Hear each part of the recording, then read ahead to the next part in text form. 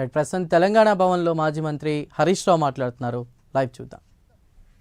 ఈ రాష్ట్రానికి 600 కోట్ల నష్టం చేసింది రేవంత్ రెడ్డి. ఈ రాష్ట్రం యొక్క ఇమేజ్ను దెబ్బతీసింది రేవంత్ రెడ్డి.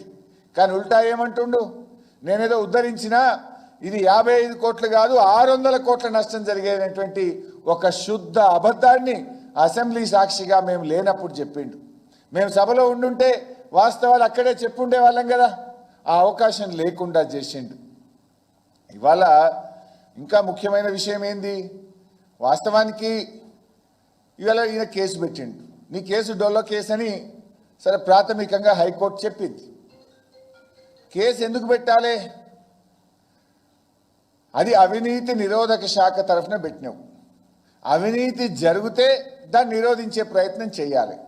అక్కడ అవినీతే జరగలేదు.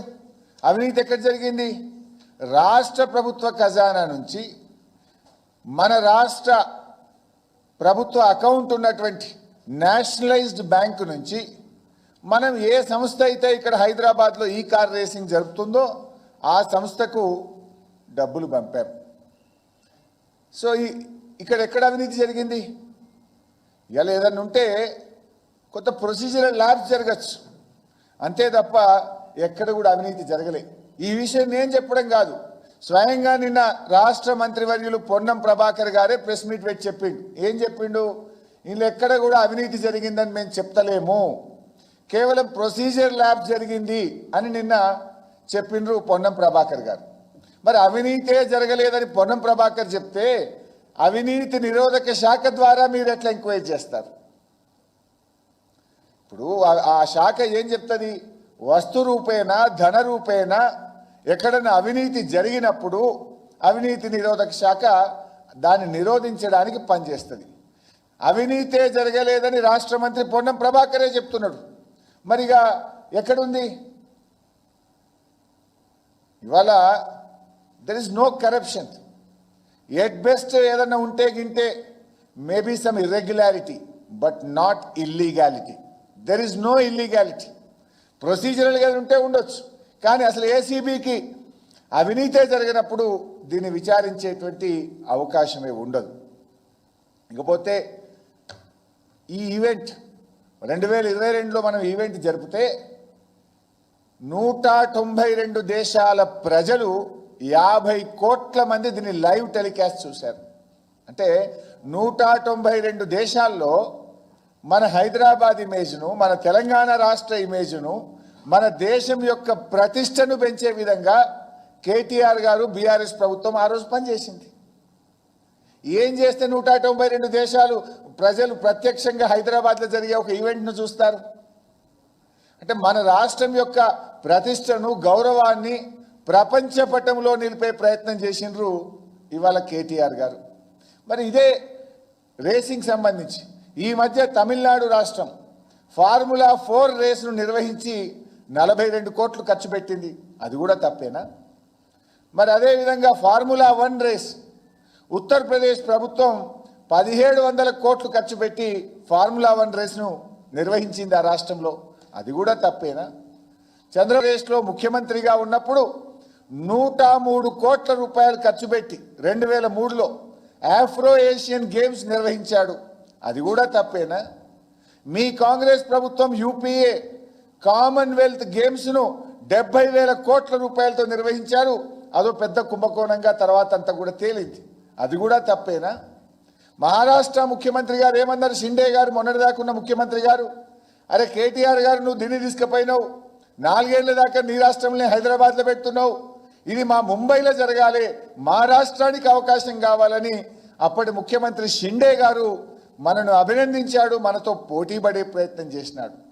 అంటే ఇంత మంచి పని జరిగితే కేవలం గత ప్రభుత్వ పనులు కొనసాగద్దని, గత ప్రభుత్వానికి మంచి పేరు రావద్దని కేటీఆర్ గారు అడుగడుగునా నిలదీస్తున్నారని నువ్వు అక్రమంగా కేసు పెట్టే ప్రయత్నం చేస్తూ ఉన్నావు. ఈ సందర్భంగా ఒక అమెరికన్ రైటర్ అండ్ ఫిలాసఫర్ ఒక మాట అన్నాడు.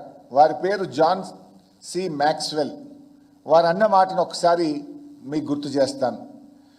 People who blame others for their failures never overcome them. They simply move from problem to problem. ఎవరైతే తమ ఫెయిల్యూర్స్ను వేరే వారిని బదనాం చేస్తారో వారు ఎప్పటికీ ఆ ఫెయిల్యూర్ నుంచి బయటపడలేరు. సమస్యల నుంచి బయటపడలేక ఒక సమస్య నుంచి మరొక సమస్య సృష్టిస్తూ ఉంటారు. అట్లా కాలం వెళ్ళబుచ్చుతారు. ఇది కరెక్ట్గా రేవంత్ రెడ్డికి సూట్ అవుతుంది. ఇది రేవంత్ రెడ్డికి సూట్ అవుతుంది. తన ఏడాది పాలనకు ఇది అతికినట్లు సరిపోతుంది.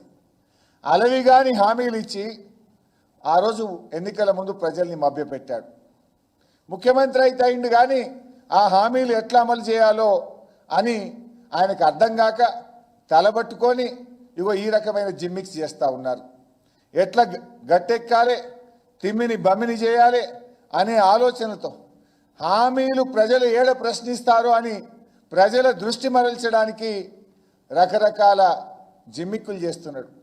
మొదట్లో మీరు చూశారు, లేని దివాలాను దివాలా దివాలా అని లేని దివాలాను ప్రచారం చేసి తమ గోతిలో తామే పడి రాష్ట్రానికి పెట్టుబడులు రాకుండా రాష్ట్ర ఆదాయం తగ్గే విధంగా చేసిండు. ఆ వైట్ పేపర్ను మీరు చూశారు. నిన్న కూడా అసెంబ్లీలో మూతోడ్ జవాబు దేదియే. ఇక మళ్ళీ ఎవడు మాట్లాడకుండా చేసినాం.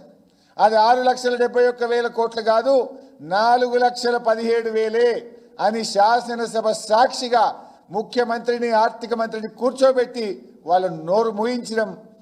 దాన్ని బట్టి అర్థమైంది కేవలం గ్యారంటీల గారడి నుంచి తప్పించుకోవడానికో మా మీద బుర్ర జల్లడానికి రాష్ట్రం యొక్క ఇమేజ్ని దెబ్బతీసి, రాష్ట్ర పరపతిని దెబ్బతీసి, రాష్ట్ర ప్రతిష్టను దెబ్బతీసిండు రేవంత్ రెడ్డి గారు. మార్పు మార్పు అని అధికారంలోకి వచ్చారు. ఏడాది కాలంలో ఏం మార్పు వచ్చింది? Change is inevitable, growth is optional అని ఓ తత్వవేత్త అన్నాడు.